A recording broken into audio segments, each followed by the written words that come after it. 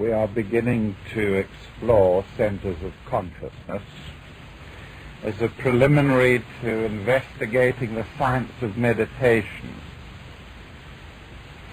We don't want to fall into the error right at the beginning that most Westerners make of not knowing what they're setting out to do. If you know what you are, you can change yourself.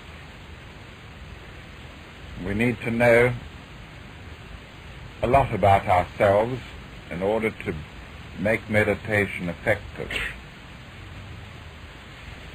We have just dealt with the pineal gland, traced its history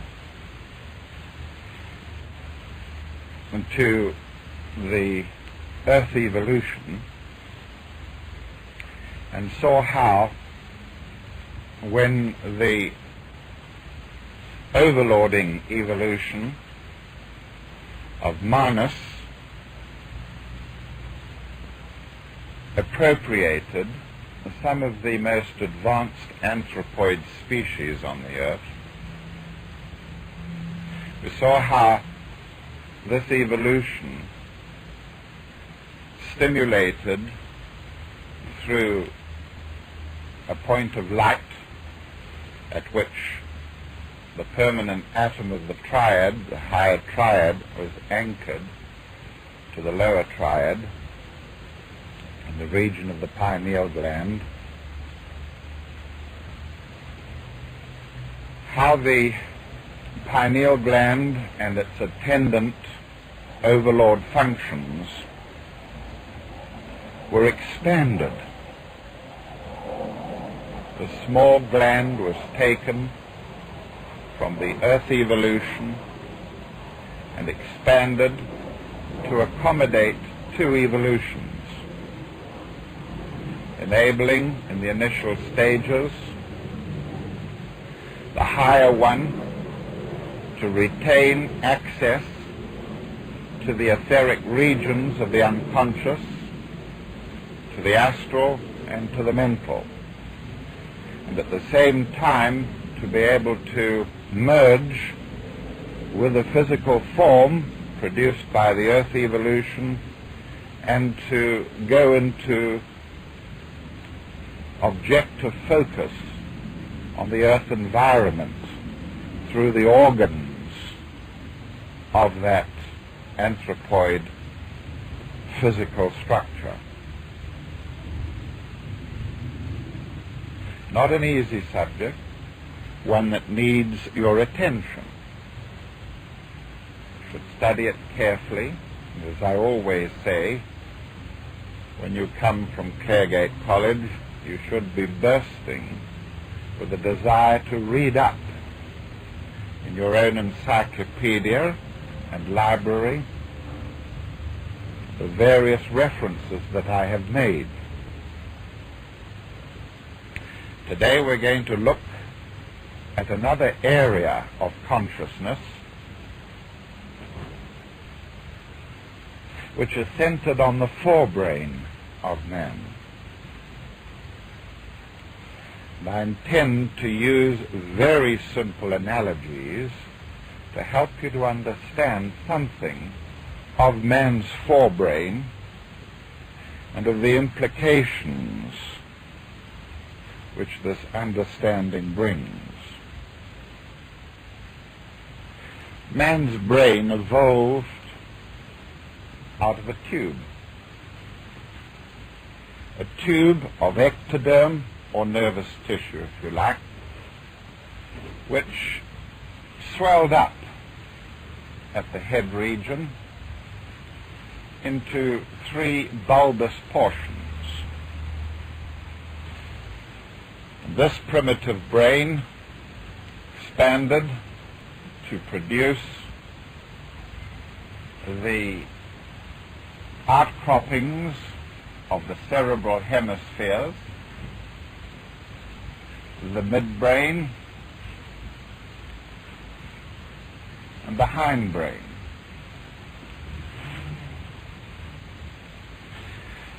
The tube remained hollow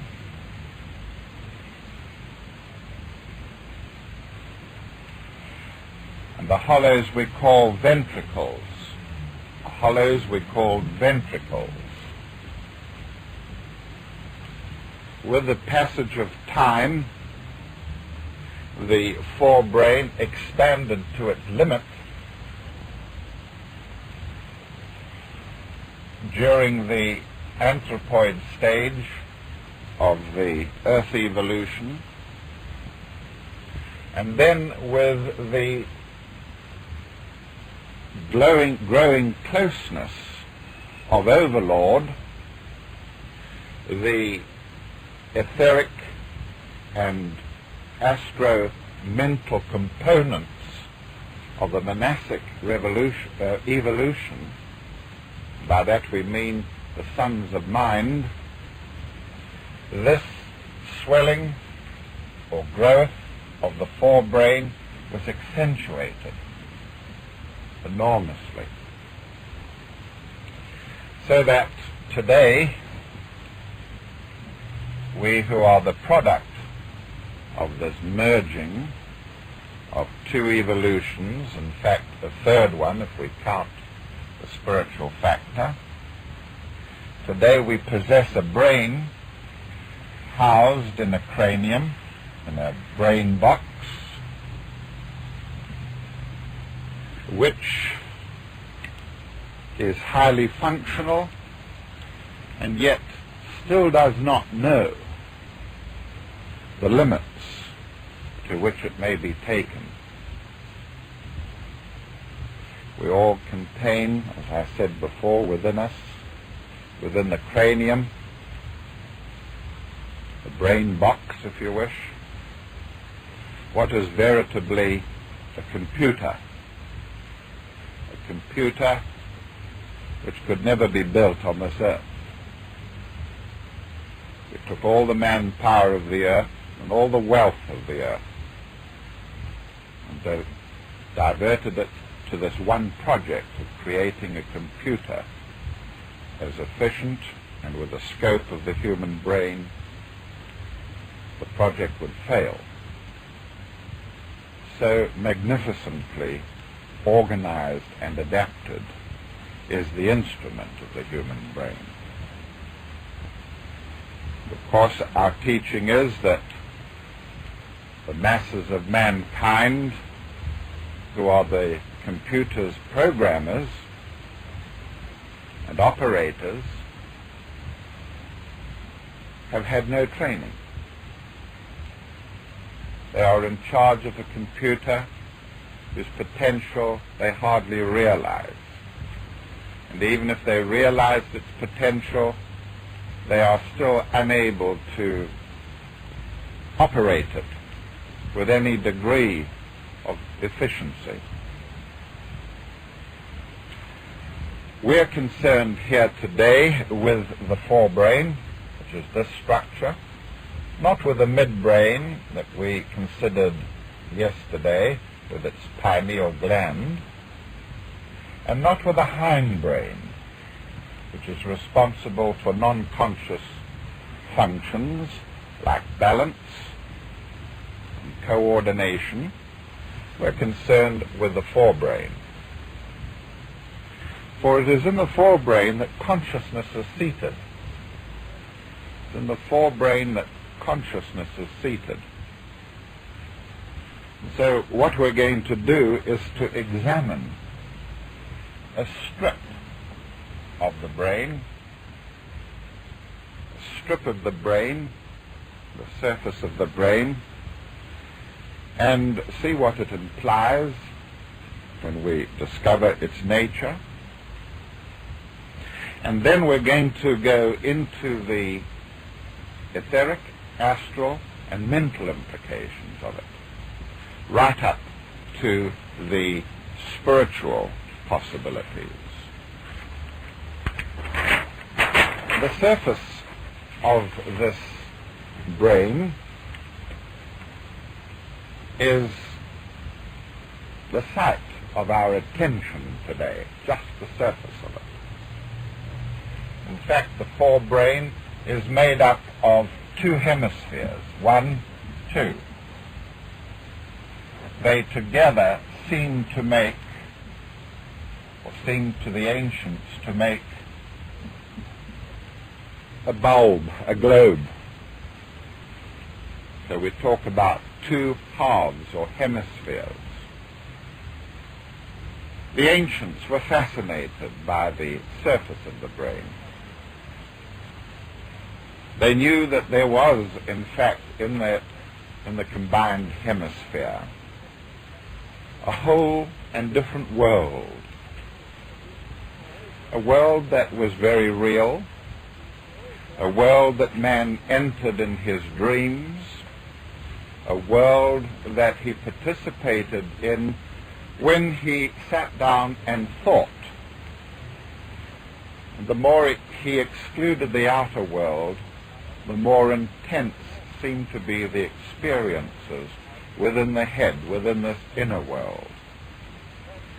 Indeed, some of them, looking at the shape of the surface of the brain, believed that they could see an outline of the known world of that day, of Rome. They thought that they could see in the contours of the cerebrum, the cerebral hemispheres, get our words right. The cerebrum is the whole of the forebrain, and the cerebral hemispheres completes the picture, the two hemispheres of the cerebrum, or cerebral hemispheres. They thought that they could see on the surface of the brain the outlining of a world, the contours of a world like their own that they had maps of, a Mediterranean Sea in one of the main fissures. One might see also Hispaniola, the Iberian Peninsula, towards the front of the brain, and Carthage in North Africa, in the lower lobe of the brain, what we call the temporal lobe of the brain. And again, they were able to pick out Italy, and Greece, and even possibly the Black Sea, regions of the known world. It was a philosophical device to impress upon those of that time who cared to think about things other than the material, a philosophical device to suggest that there was an inner world, and indeed they were only struggling then to describe the unconscious. And the subjective world as we are trying to describe it today in terms of archetypes and planes and so on.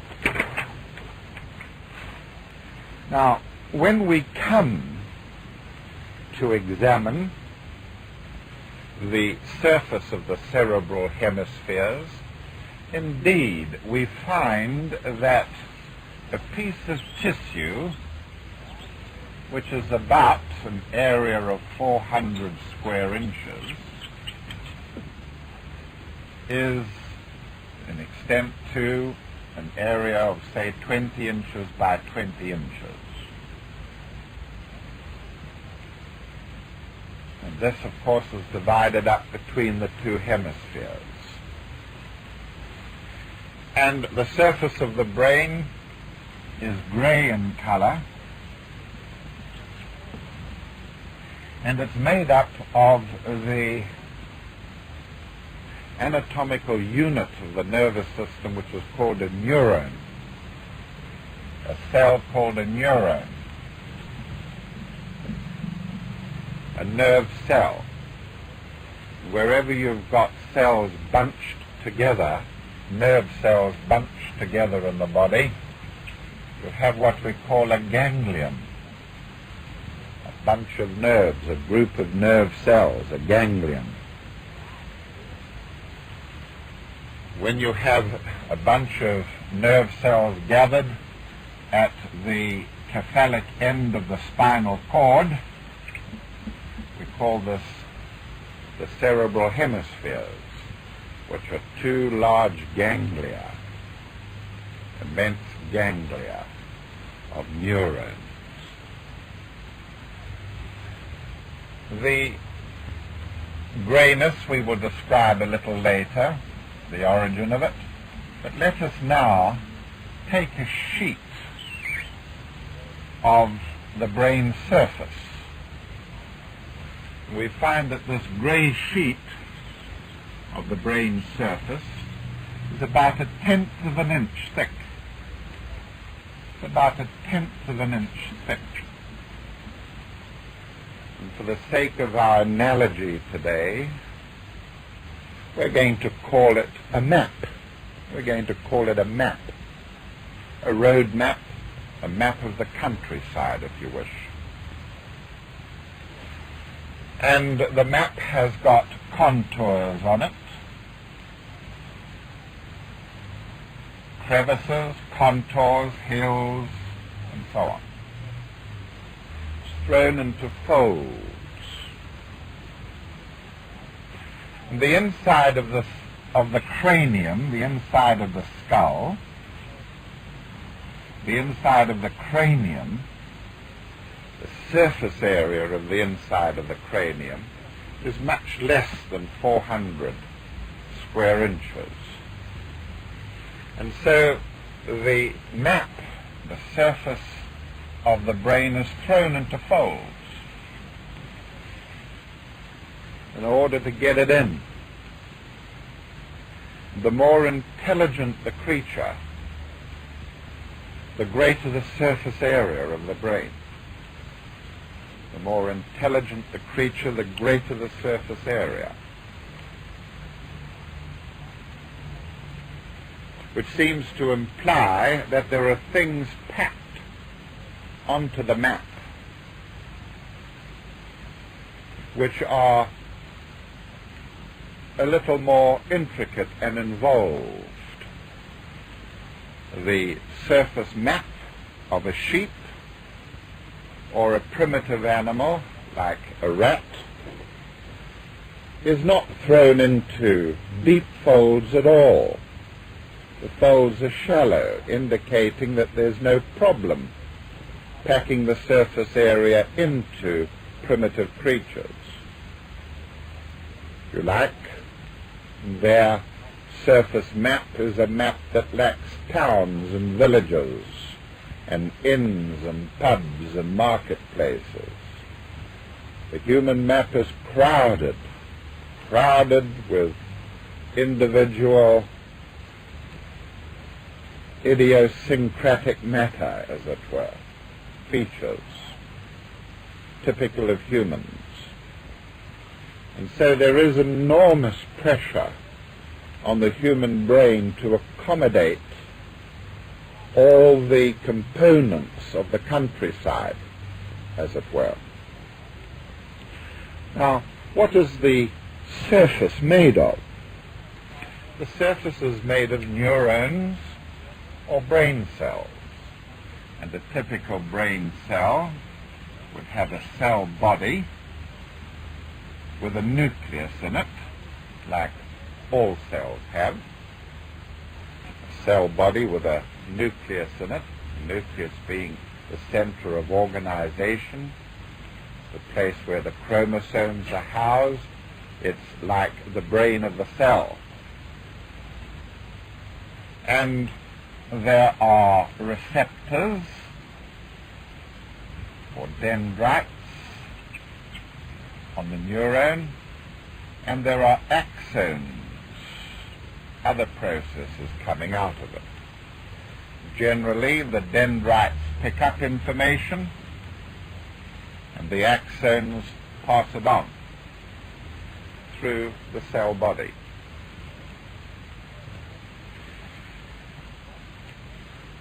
There are many kinds of nerve cells, and we're not going to make you anguish today with long descriptions of them. two need to be described to you.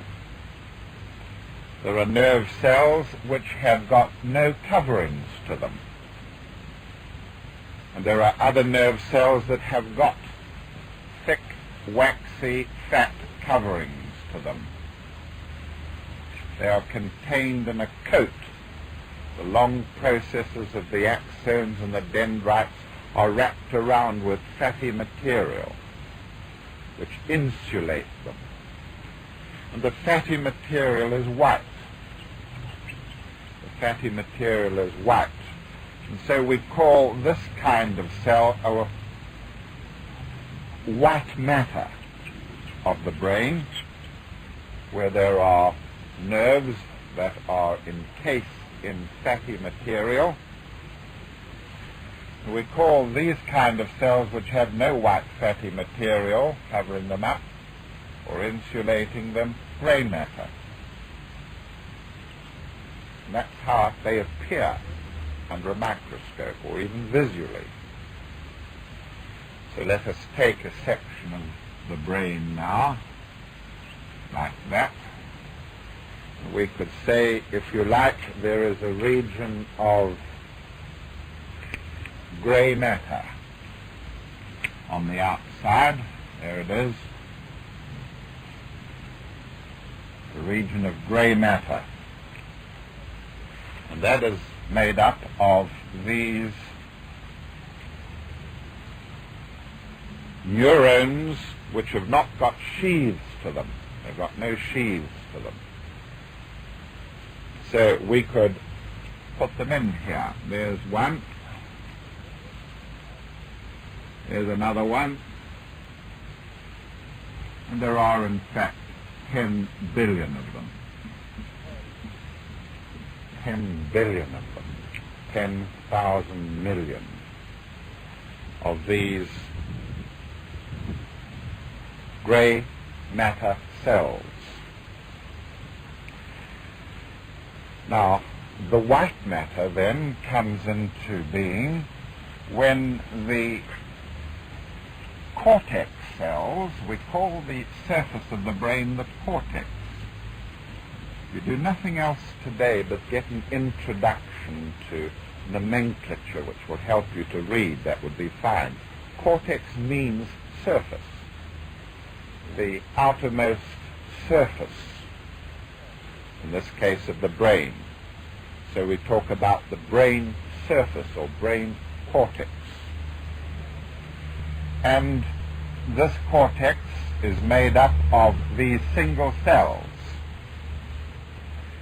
The white matter, which goes in much further, up as far as the ventricles. A ventricle is a space containing spinal fluid. The white matter there is made up of cells with sheaths on. So that's the gray matter, and then you have the white matter, or the white matter with cells with sheaths on. And the cells with sheaths on are long. And their processes go right through the substance of the brain into the spinal cord. So we talk about a first order of neurons, and a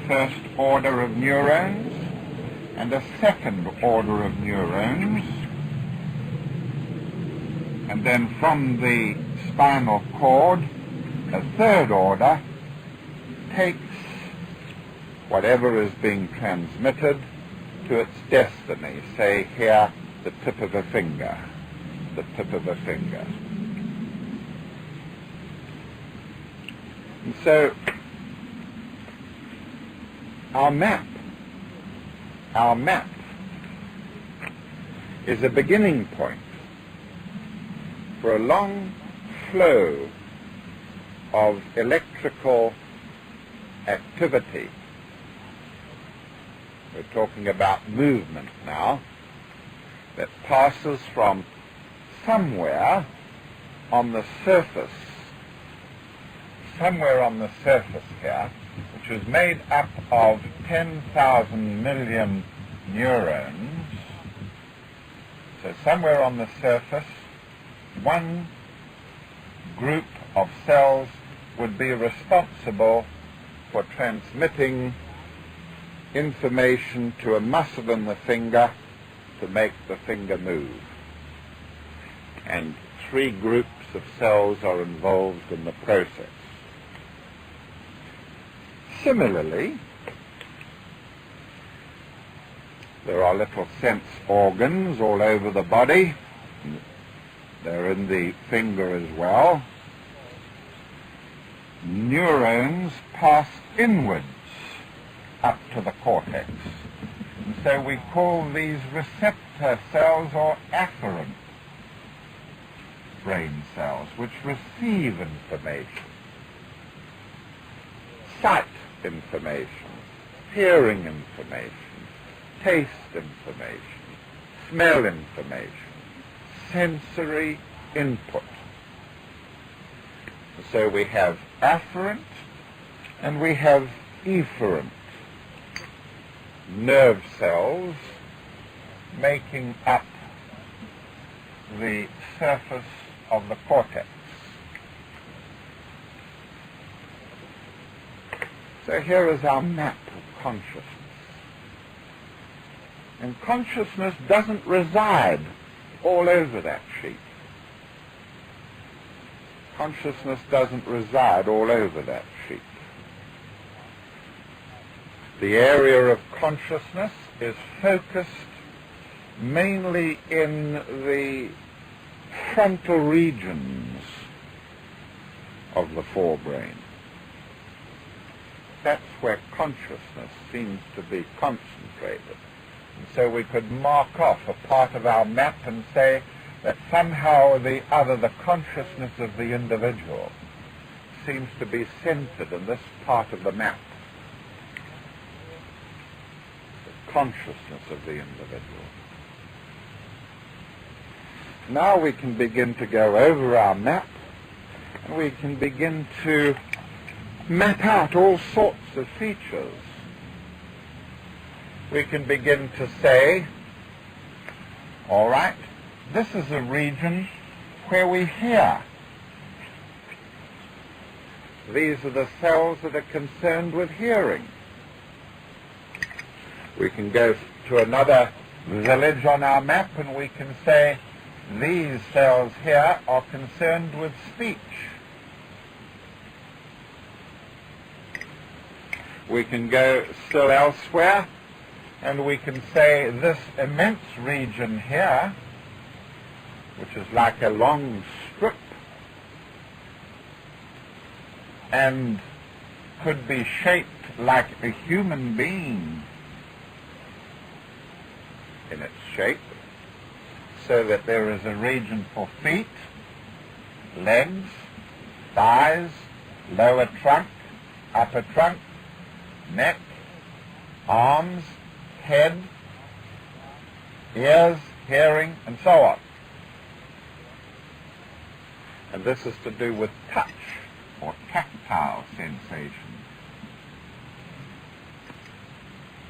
So quite a lot has been done to explore the surface of this map, and we can say that certain regions are definitely allocated to certain functions. A great region of the map, as one would expect, is given over to movement, moving things.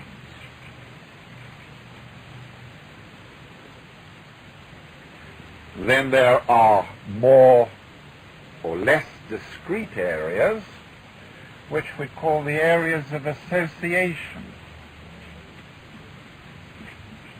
And when I look at the color red, it might bring up in my mind an association with blood.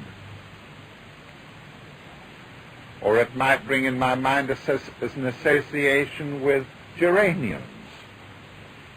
But it might not in you. If you've never seen a geranium, it wouldn't. So we have areas called association areas.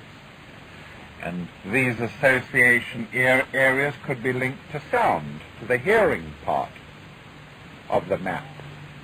And so you hear something and you have an associated idea linked to the hearing. And just when science was getting all excited about this and feeling that the brain could be mapped out in a beautiful fifth-ray way so that everything fitted into a category, they began to find that this was not true. If you could hear from one area, you would expect that if that area was cut away, that you wouldn't hear. Not so. Some other part of the brain would take up, would act as first reserve, and the hearing would go on. And it seemed as if the functions, now seems that the functions of the brain are located certainly on the map, but there are other areas which would take them over if that part of the brain was damaged. So there is some confusion about this. Also, we are aware now that, in fact, vast regions of the brain have no known function. Vast regions of the brain have no known function. In fact, we could probably pinpoint only about 10% of the brain and say, this part of the brain we know has a specific function. So there has arisen, again, an understanding that from the point of view of the human brain, we are only partly functioning. We're only partly functioning, which of course is an esoteric teaching as well, that man's potential is hardly expressed at all. Yet you would get psychologists who will say that man stopped growing about 2,000 or 3,000 years ago, that there will now be no more changes in his physical body.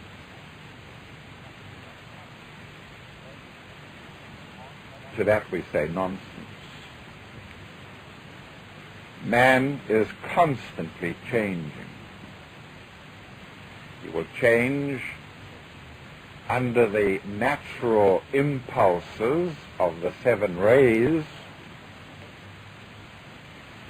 according to the races that those rays express themselves through. But he can be changed more rapidly if he will take up voluntary disciplines in what we call yoga, or what we call meditation, or what we call the mysteries, the mystery teachings. Tell us how to change ourselves, not to remain eternally strapped to the wheel of rebirth, dragged into life after life, suffering eternal pain, humiliation, growth pains of adolescence, and so on. It is taught that an enlightened being, bringing in the holistic part, totality of his nature, can open up huge regions of the brain that are not normally available to the average man not on the path.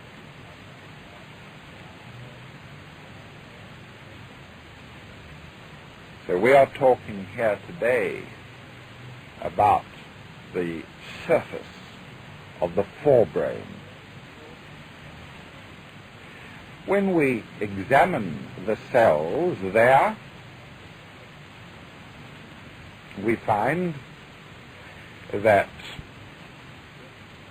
they ramify enormously. One cell located on the cortex of the brain connects up with 100 below the surface of the brain. And that 100 connects up with another 100, each of them. So the ramifications of the brain are enormous. Although we have made tremendous advances in studying the anatomy of the brain, we still hardly know anything about it. We know nothing about the way in which the brain remembers.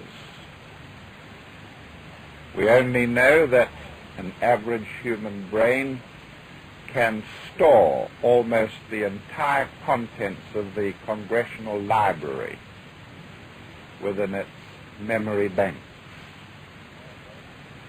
the equivalent of about 13 million volumes of books. And yet, there is no evidence as to how, even with our understanding of electronics, how the brain does this. The esoteric teaching, however, tells how this mystery, says that this mystery is no mystery at all if you consider the holistic state of man. The brain does not give any evidence of character.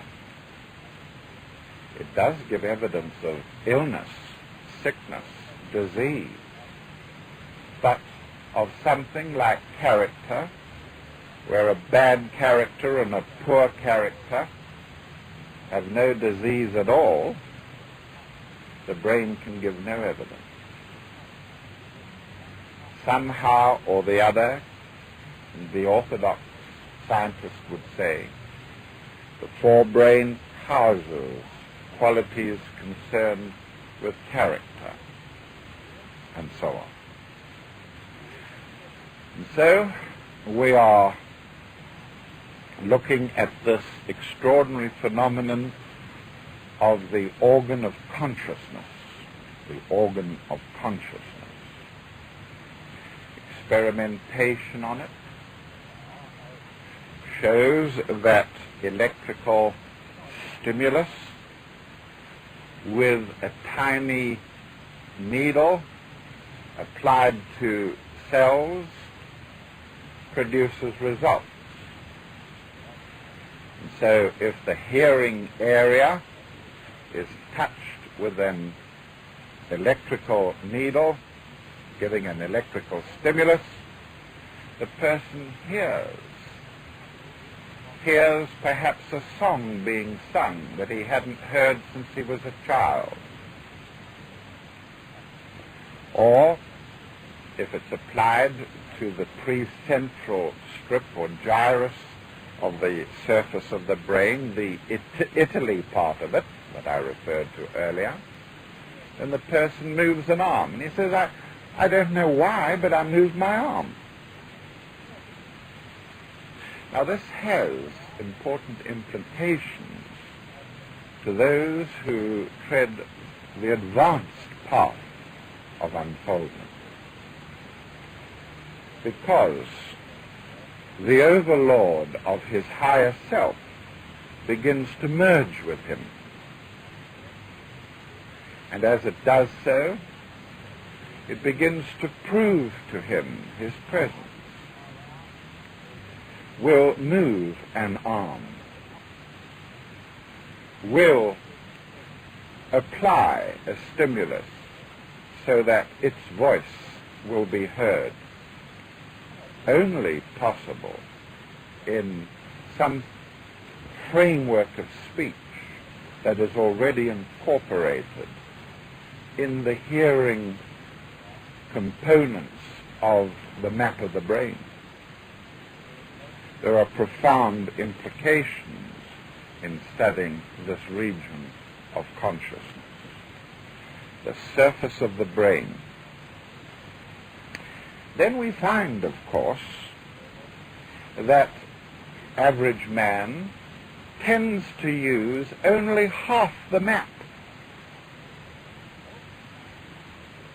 And for most individuals, this is the left cerebrum. The left cerebrum is used. Now that's an extraordinary thing, that the brain should be so crowded for expression, need such a map, a big map, to house everything on it, and yet only uses effectively half of the brain surface. And there arises then the extraordinary fact that if we neglect any other part of the body, like a muscle, which is after all only cells of a different kind, the muscle will waste away. If you don't use the muscle diminishes in size and function. It will eventually virtually disappear. And this is true of any part of the body. If it's not used, it atrophies. But it's not true of the brain. Here there are great regions of the brain that we don't use. But the brain cells remain patent. They don't waste. They don't atrophy. They don't shrink. It's as if they are waiting to be used.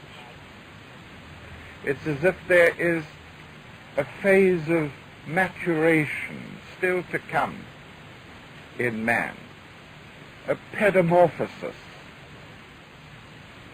in which man doesn't always participate, in fact rarely participates.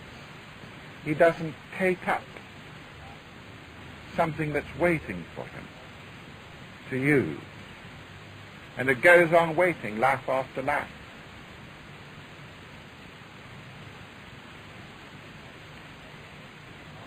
And so we begin to feel that explanations for consciousness given by science are not adequate. They're not adequate. Why should there be one sphere of the brain, non-functional? Why not spread out all the faculties equally over the surface of the brain entirely? Why reserve one hemisphere for something else? And the something else, of course, is subjective life, the subjective life. And it's as if when the overlords began to merge into the earthly forms, it was decided by the lords of flame and the Manus who supervised the operation. It's as if they decided, well, we'll use the left part of the brain, the left hemisphere of the brain, to examine the outer world, and we'll keep the right half of the brain to examine the inner world.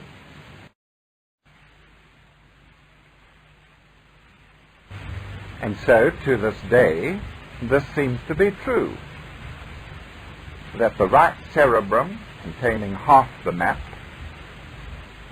seems to be more responsible for inner experience, or experiences that are not objective,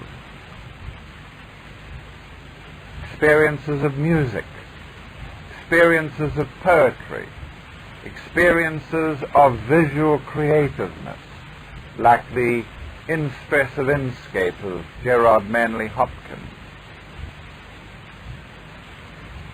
And this part of the brain, the right hemisphere, seems to function very well in a child. He's born with a capacity.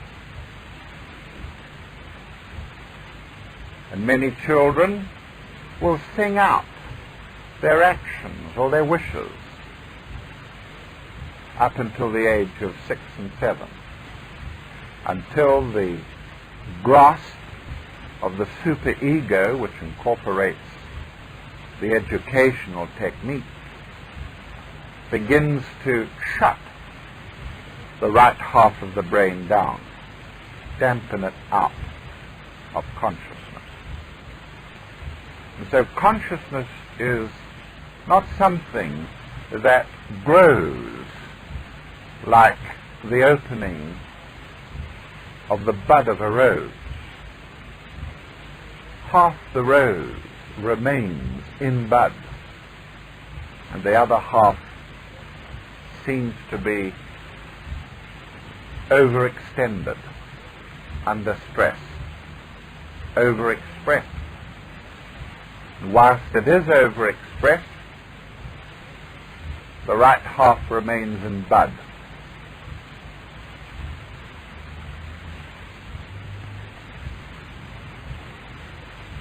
Now, the investigation of the brain by orthodox science does not give all the answers. New attitudes have been developed as to how the brain functions. There's not enough anatomical devices there to say how character is fashioned, or where things in the memory are stored. And it is the esoteric teaching that there are such things as the etheric or pre-physical counterpart of every neuron, so that there are not only 10 billion neurons, but there are the counterparts to the neuron. And this neuron here on the blackboard has its etheric counterpart,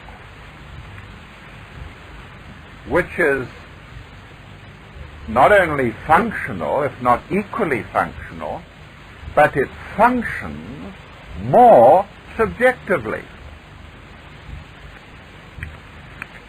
And of course, there is the astral counterpart as well of the neuron. There is the astral counterpart of it, for there is an astral replica of the etheric matrix interpenetrating the physical body. And to complete the picture, we even know that there is a mental counterpart of the neuron, a mental counterpart of it. So we submit that memory relates to banks of etheric substance, memory banks, great big office cabinets, if you wish, with file after file of memory plates in etheric substance. And what is more, these etheric plates relate mainly to activity, but there are astral banks which file away emotional memory, affect, the emotional component of consciousness. And then there are the memory banks in mental substance. And these are fewer in number and far more comprehensive in structure rather than specific as the memory banks of the brain itself and the etheric body.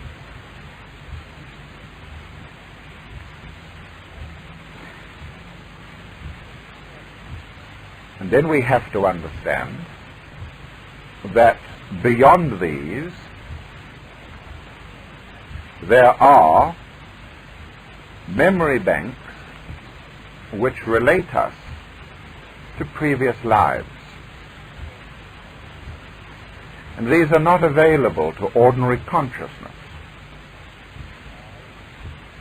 It's as if there is a code for their use, that a special filing secretary is needed to get access to these Atma, Buddhi, and Manasic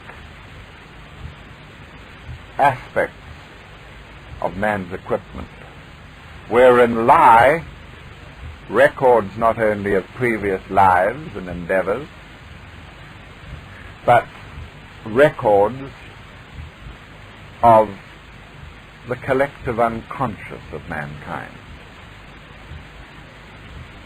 And some rare individuals may, because of some peculiar feature of their organization, their auric structure, have access to the Akashic records.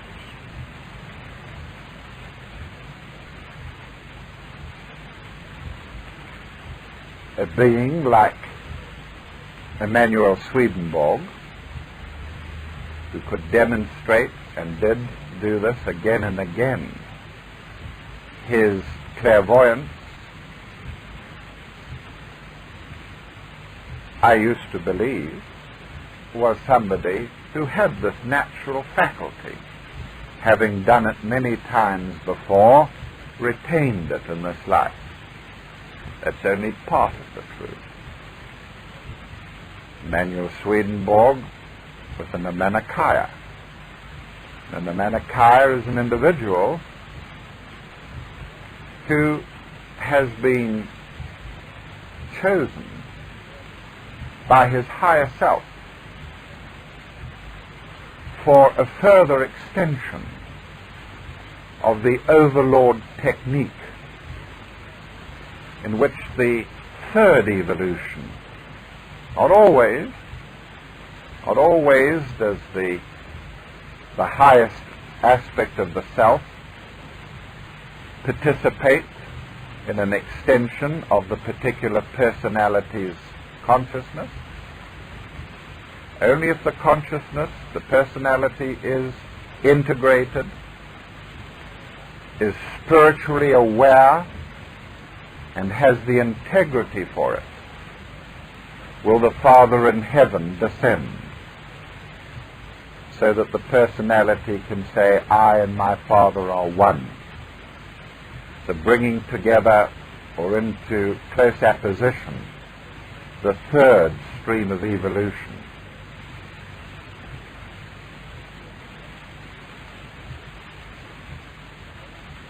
There are Buddhas galore, it is said, waiting in the inner planes for personalities to reach a stage of sensitivity, of integration and control of such a degree as to permit the second overlording to occur.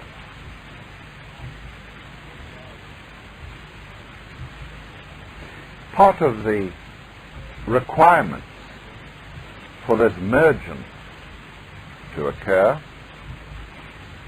is for the personality to give opportunity to the subjective life to expand and to have its say. Whilst the left hemisphere, half the contour map,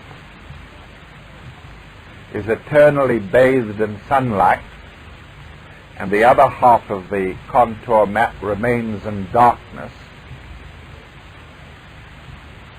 the Nirmanakaya, or the higher being, or the Buddha in waiting, cannot use, cannot express itself. The other half of the surface must have its opportunity in the sun. And the sun, of course, is consciousness. The light of consciousness must be shifted onto it as well. Otherwise, the seeds of omnipotence and of omniscience remain embedded in the soil of that map, cannot grow, for there is no opportunities for expression, no sun, no light, no consciousness focused on it. And meditation is a technique for bringing into function this subjective half of the map.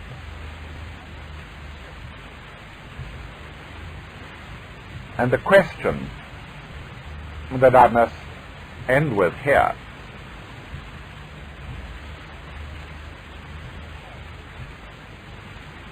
is whether there is not some degree of organization of the right hemisphere working outwards from inwards rather than from outwards towards inwards. That there is some degree of organization in the subjective part of consciousness, just as there is obviously in the objective part of the map. And it is the proposition of Fairgate College, or of esoteric science, that this is so. That radiating outwards from an inner source, there is a degree of organization in the subjective aspect of man's consciousness. That just as you can lay out on the left cerebrum an inverted man, so that the cells which move his feet, the neurons that move his feet on the motor cortex, lie in the vertex, and the calves and the legs and the trunk and the arms and the neck succeed in appropriate order, so that you can mark out a man there. And you could, if you were a neurosurgeon, approach that homunculus on the surface of the grey matter, and you could choose which part of the homunculus you could apply an electric current to, and you could move a part of the body in that way. It may well be that from within there is a degree of organization on the right side of the brain, reflecting a man, a solar man, in it.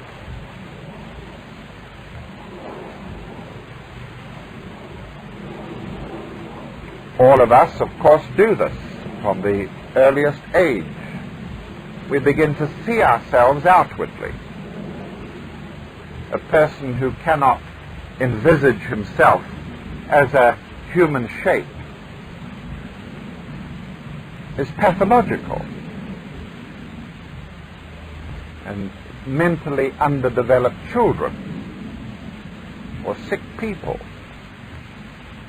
cannot see their totality. So characteristically, the child that is half developed mentally can't draw a human figure, a sure test which is used in psychology to indicate whether there is some serious difficulty, deficiency in the child's character or nature. And it is our proposition that as far as it can be thrown outwards in the particular individual, but in everyone, there is a solar man, a solar being, mapped out. And from a purely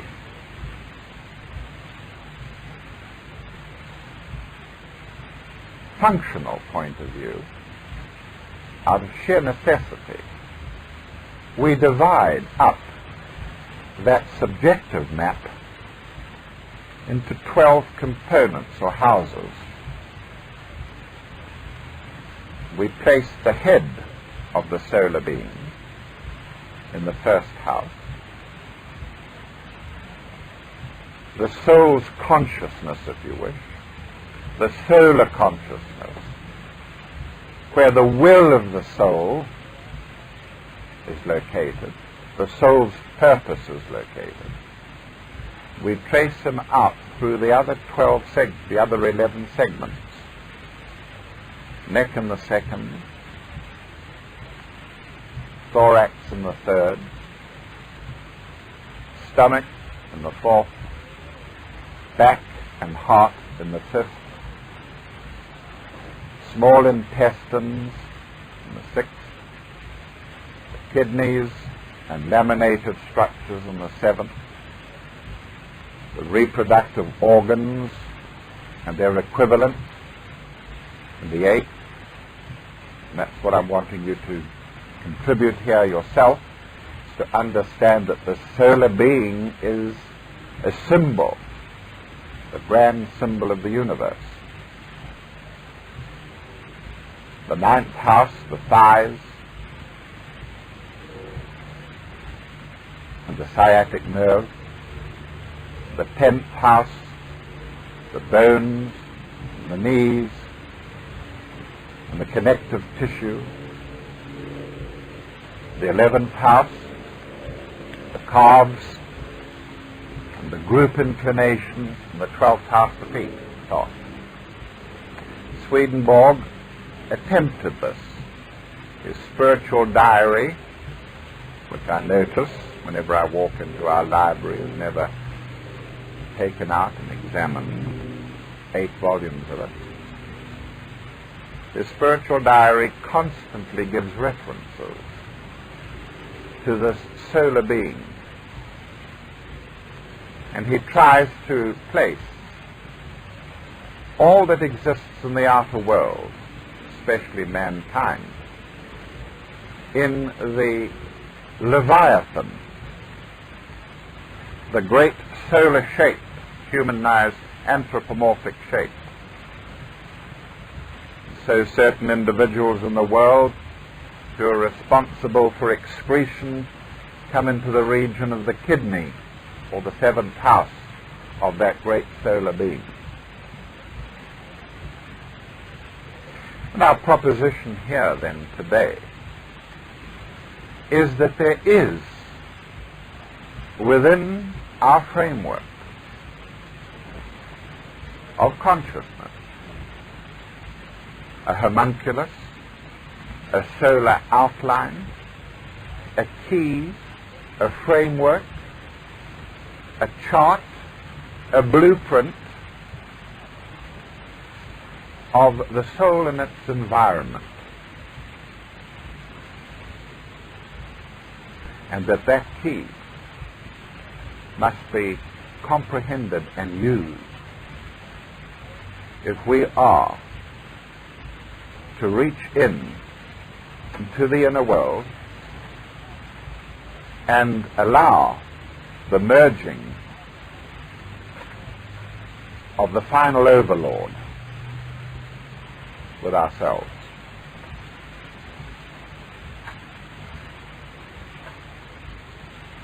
He himself, of extreme age, immortal, enduring, shining gold, wishes to merge, but cannot, if there is frailty, weakness, lack of integration in the vehicle that has, incidentally, a physical body as part of it. He has a language, the language of symbol and image. And if we learn that language, we practice meditation, we're making a completely new approach to it, and all embracing, so that there is some aspect of meditation which is there for you to start with, not one of you who can't meditate. Capacity is there, but you don't know how to go about it. You don't know what you're looking for.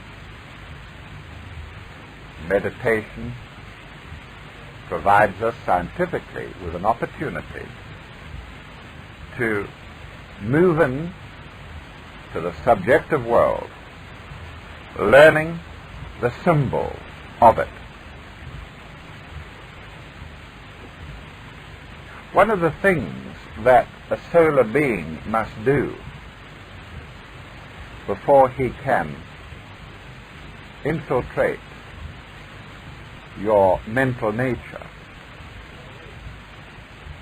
is to act out himself on the stage of your consciousness every memory that you possess.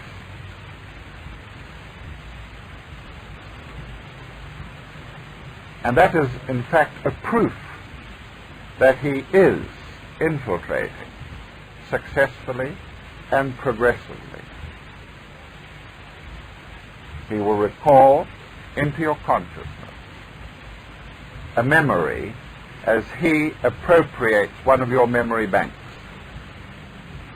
I can't put it any more explicitly at this stage. But it is given to illustrate to you the degree to which you must make the approach.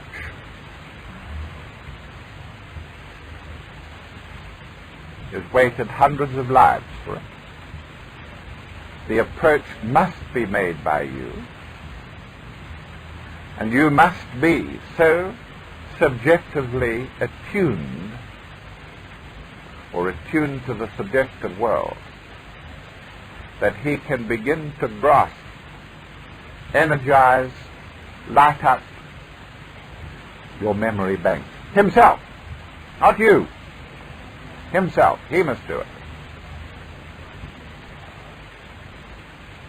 And the indication that he is doing it is in the stream of images which result in your consciousness.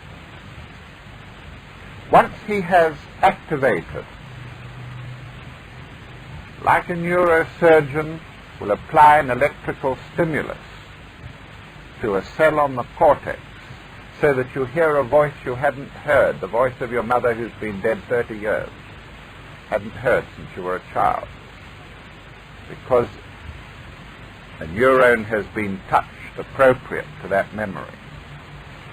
He has to take over you. And what, pray, are you but an agglomeration of attitudes and memories? The physical body you can lose tonight, knocked down in the street and killed. You can lose that tonight. That's not you.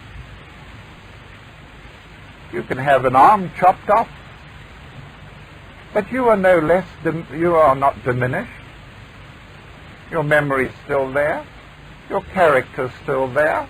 You're still there with one arm missing, or both arms missing, or both arms and legs missing and half the trunk. You are still there. You are undiminished.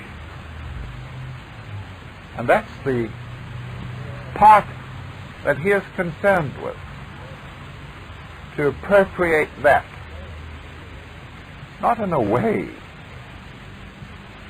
that you regard as a threat to your independence, to your individuality.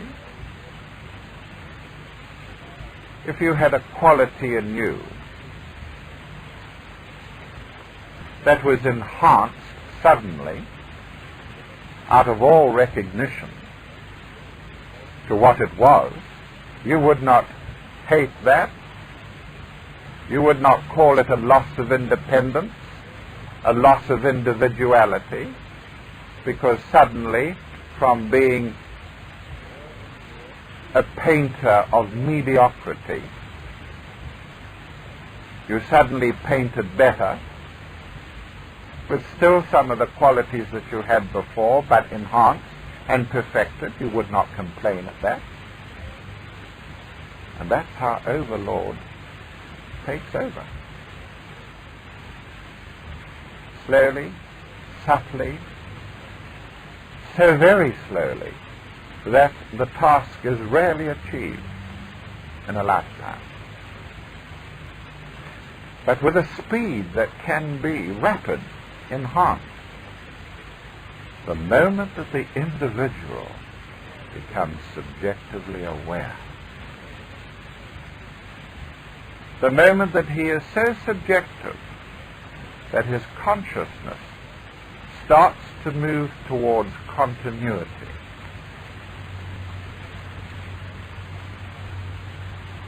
the moment that he takes steps so that he is longer in consciousness, not just falling into an unconscious sleep, but is aware even whilst he is asleep,